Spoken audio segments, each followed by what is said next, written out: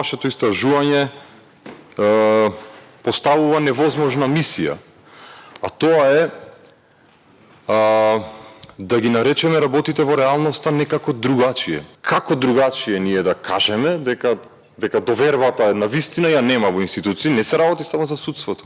Во многу институции на државата довербата ја нема, затоа што не се функционални, затоа што секој домен во нашето општествено живење е со катастрофални резултати и во споредба со регионот и во споредба со Европа.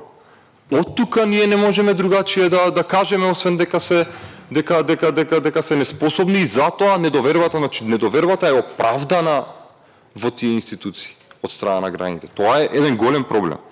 Потоа исто зошто мисле дека наративите кои што создаваат поделба се штетни.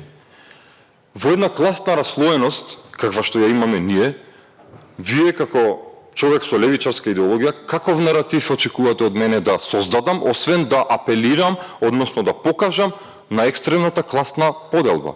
Затоа што сметам дека политичарите, односно владеачката класа, која што сите овие години владее, создава класна поделба. Во однос на поткопување на довербата, би сакала да ве насочам кој е индикаторот како ние го гледавме. Не било кое поткопување на довербата во институциите, ние го сметавме за штетен наратив. Само кога имаме тврдења за корумпираност, нетранспарентност, непрофесионалност и злоупотреба на службена должност, без обид да се подкрепат тие тврдења, е штетен наратив. Апсолутно не секое поткопување на довербата е штетен наратив. Во однос на поттикнувањето на поделби.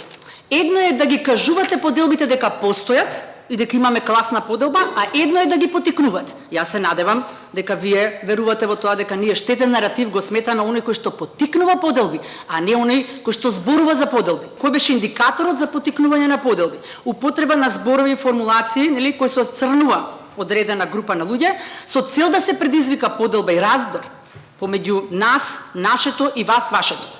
Па тама работа ние да не им ги кажуваме вистината дека имаме класна поделба во општеството.